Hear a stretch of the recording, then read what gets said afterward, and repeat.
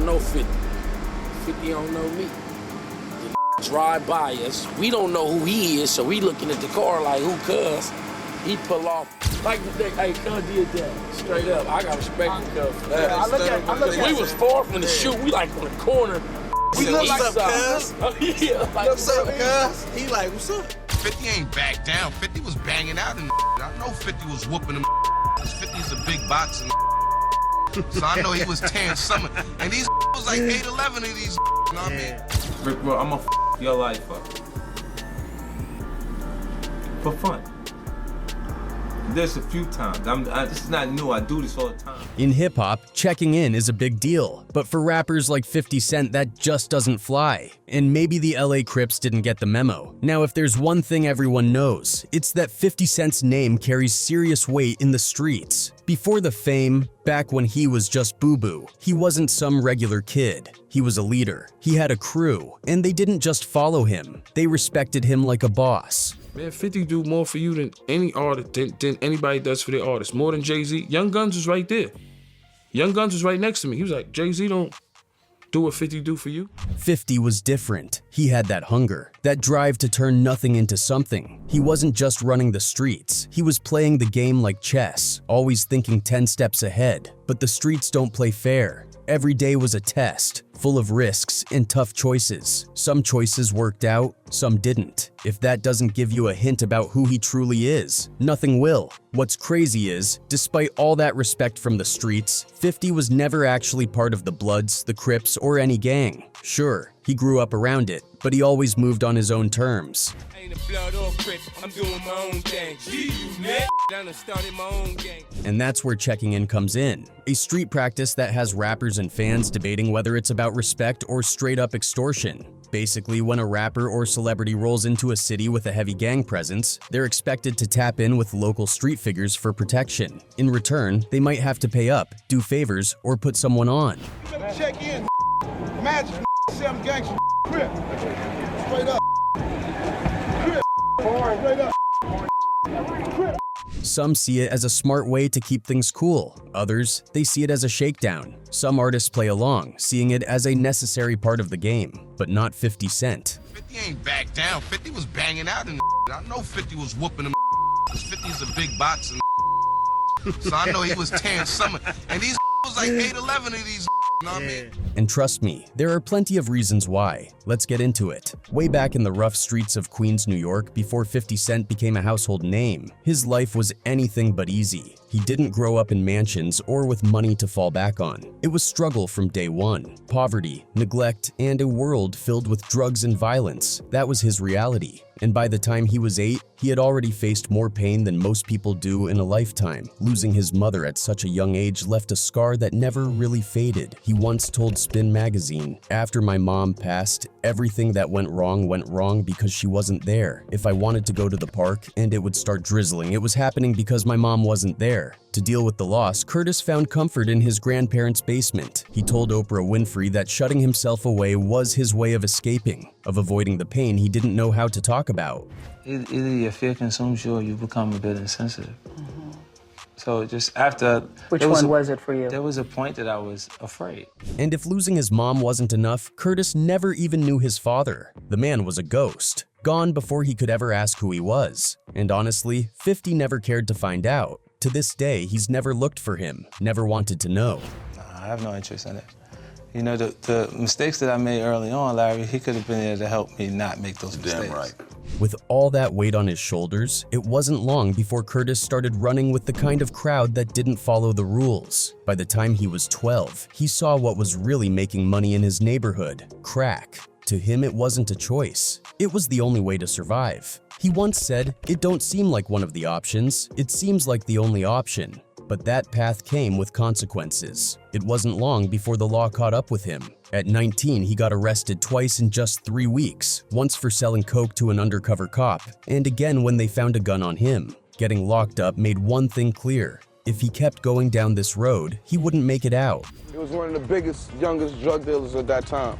From 94, 95, he was one of the biggest, youngest drug dealers. At that time, he was like 19. so Boo Boo switched lanes. He wasn't just trying to escape the streets, he was trying to take over a whole new game. He rebranded himself as 50 Cent, a name that stood for change, hustle, and survival. He pulled his friends together and formed G-Unit, grinding their way up until they finally got a record deal. From that moment on, 50 wasn't just another hustler. He was about to take over hip-hop, but success didn't mean the drama stopped. Far from it. There were beefs, breakups, and betrayals. G-Unit had its ups and downs. Tony Yayo ended up in prison, some members walked away, and 50 himself got caught in conflicts that nearly cost him everything. One of the biggest? His legendary feud with Ja Rule. It all started when 50's friend Troy robbed Ja. After that, things got messy. 50 tried to smooth it over when they ran into each other at a club, but Ja wasn't having it. He was convinced 50 was part of the setup.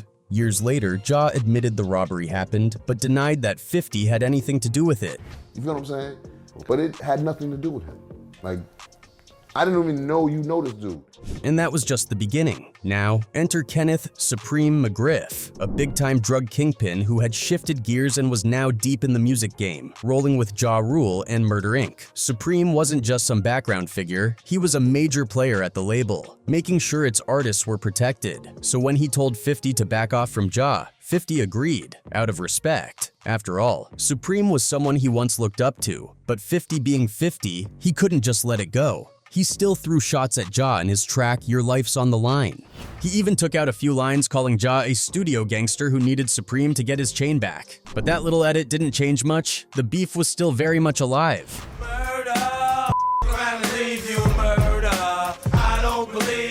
Then came the moment that really blew things up. Ja and 50 were booked to perform at the same club and things got heated. A fight broke out and by the end of it, 50 had Ja's chain in his hands. And if that wasn't enough, he went ahead and flashed it in his Life's on the Line music video. Ja, completely humiliated, ran straight to Supreme to get his chain back. And Supreme ended up swapping it out for a watch. At this point, Supreme was over it.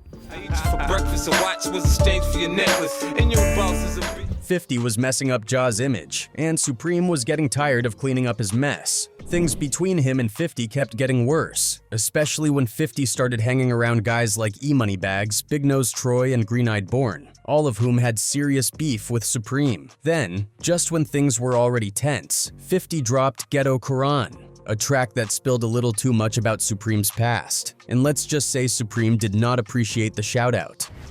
Fed Prince and respect Supreme. For you slow I'ma break it down illa. Supreme was the businessman and Prince was the Around this time, someone tried to take Supreme out at a gas station, and he was convinced 50 had something to do with it. That was the final straw. Supreme decided 50 had to go, so he put a hit on him and hired none other than Daryl Hommo Baum, a feared street figure who also happened to be Mike Tyson's former bodyguard, to do the job. Now, if you don't know who Hommo was, let's rewind a bit. After Mike Tyson dominated Lou Savarese in the first round of their fight, he gave one of his signature wild post-fight interviews. But this time, he kicked things off by dedicating his victory to a fallen friend, Daryl Hommo Baum. Was that your shortest fight ever? I bet what if there's only one God and Muhammad's blessings and peace be upon him as his prophet. I dedicate this fight to my brother, Daryl Baum, who died. Hommo wasn't just some random guy in Tyson's circle. He was a serious figure from Brooklyn's Lafayette Gardens projects. Despite being only about 5'7" and walking with a limp, his reputation was solid. People didn't call him Hommo because he was a killer. They called him that because, as a teenager, he was known for knocking people out with one punch and robbing them right after. So how did he go from the streets to being Iron Mike's bodyguard? Well, back when they were both young and wild, Hommo and Tyson actually met in juvie. Their lives took different paths. Tyson became the heavyweight champ, while Hommo ended up spending most of the 90s in prison for robbery. But when he finally got out on New Year's Eve in 1999, Tyson wanted to help him start fresh. He hooked him up with cash, a Rolex, a car, and a job as his personal bodyguard. But rumor has it, Hommo wasn't the type to live off handouts. He wanted to make his own money. Right after getting out, Hommo linked up with the Peanut Crew and started rolling with Kenneth Supreme McGriff. But by this time, he was 34, and the streets were full of younger, hungrier guys looking to make a name for themselves. Still, Hommo wasn't the type to back down. He made his presence known fast, pressing local dealers to work for him, and at least for a while, he was reportedly staying at Mike Tyson's Connecticut mansion, the same one that 50 Cent would later buy. But when 50's beef with Supreme escalated, things got deadly. Supreme decided it was time to take 50 out and put a hit on him. On May 24th, 2000, 50 was leaving his grandmother's house with his son inside and his grandmother standing in the front yard. As he got into the back seat of a car, another car pulled up, and a shooter walked straight to the window, letting off 9 shots from a 9mm 50, took bullets in the hand, arm, hip, both legs, chest, and even his left cheek. A few inches higher, and that would have been it. But against all odds, he survived. 3 weeks in the hospital, multiple surgeries, and he pulled through. His recovery became the stuff of legend, one of the wildest comeback stories in hip-hop. Fast forward 3 years and 50 dropped Many Men, where he hinted that Hommo was the shooter. But by then, Hommo was already gone. Not because of 50, but because the streets had their own score to settle. What goes around comes around. Hommo shot me, 3 weeks later he got shot down. Hommo was shot and K-worded just 3 weeks after the hit on 50, but it was unrelated, just bad timing. At the time, he was part of the Peanut Crew, run by Ivory Peanut Davis and James J.R. Hamilton. The whole thing traced back to a turf war that kicked off in June 1999, when Myron Wise Hardy was K-worded in the Lafayette Gardens projects. Myron was part of the Cash Money Brothers, CMB, a crew that ran the crack trade in Bed-Stuy. His brother Damian World Hardy was locked up at the time, but when he heard about Myron's mother, he wanted revenge on everyone tied to the Peanut Crew, including Hommo, even though Hommo had been in prison when the hit happened. The suspected killer, Peanut Davis's nephew, Rummel Davis. That summer was straight-up chaos for the Peanut Crew. Damian sent his top enforcer, Aaron eBay Granton, to start wiping out Peanut's crew. The bloodshed started when CMB member Dwayne Thor Myers gunned down Gerard Kojak Mackins, one of Peanut's guys who was rumored to have supplied the gun used to K-word Myron Hardy. Then, just after 2 a.m. on June 10, 2000, Hommo was lured to the corner of Quincy Street and Marcy Avenue by a woman. As he sat in his car waiting, eBay walked up to the driver's side and shot him in the back of the head, putting an end to Hommo's brief return to Brooklyn. Tyson, still loyal to his fallen friend, covered all the funeral expenses. Meanwhile, Supreme McGriff's empire crumbled. He got hit with charges for DTF-icking, racketeering, and murder in federal court. A hitman's testimony, plus text messages and video evidence, proved that Supreme had been hiring Cares for $50,000 a pop, with all his assets seized. Even his lawyer was court-appointed. On April 9, 2007, he was sentenced to life in prison.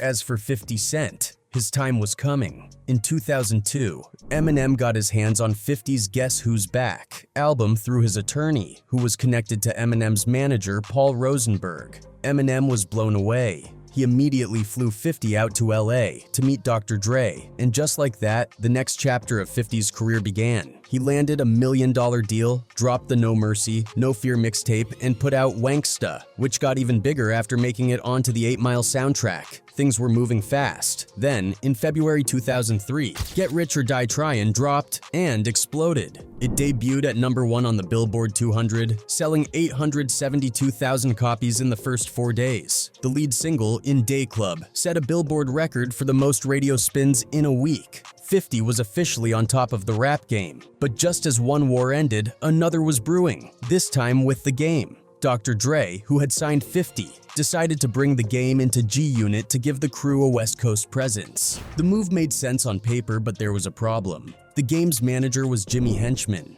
From the jump, Jimmy had a serious problem with 50. As 50's fame kept skyrocketing, Henchman started planting ideas in The Game's head, pushing him to turn against 50. In an interview, Henchman even admitted that the goal was for The Game to surpass 50 in popularity. By February 2005, the feud was out in the open. The Game, under Henchman's influence, declared war on G-Unit, even calling them out at Summer Jam. 50 stayed quiet for a while, but the tension was thick. Then on October 1st, 2005, G-Unit Radio Part 14, Back to Business dropped. On the track, Emotional, 50 finally responded, putting The Game on blast and calling out Henchman for pulling the strings.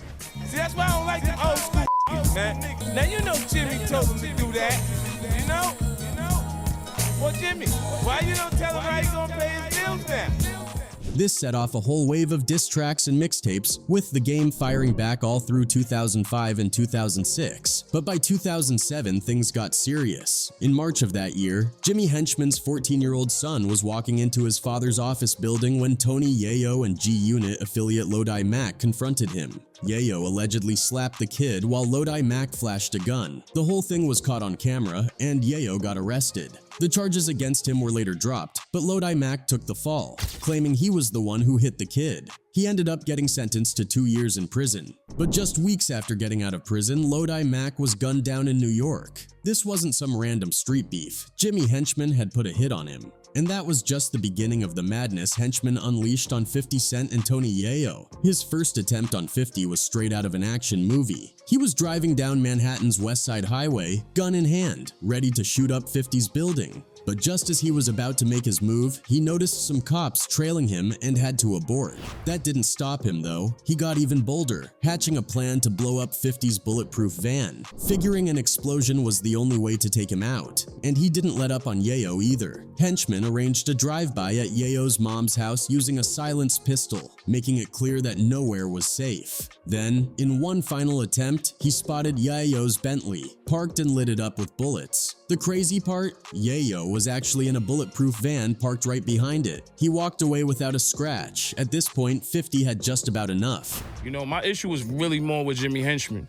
And then, you know, as we leaving, I left Apollo. I'm around the corner, my Bentley got shot up, but luckily I was in my bulletproof truck behind the Bentley. He wasn't about to sit around and play defense anymore. Instead of waiting for something to happen, he flipped the script and took matters into his own hands. Knowing some of Henchman's guys were hanging around in Atlanta, he tracked down one of their addresses and made sure they knew he meant business. The threats started rolling in, and just to drive the message home, his crew even left a dead rat on someone's doorstep. A crystal clear sign that things were about to get real. And of course, 50 being 50, he didn't just handle it in the streets, he put it in the music too, calling out Supreme and Jimmy by name on Get the Message from the War Angel LP, making sure the world knew exactly where he stood. I left a message by your door, you got a phone 44.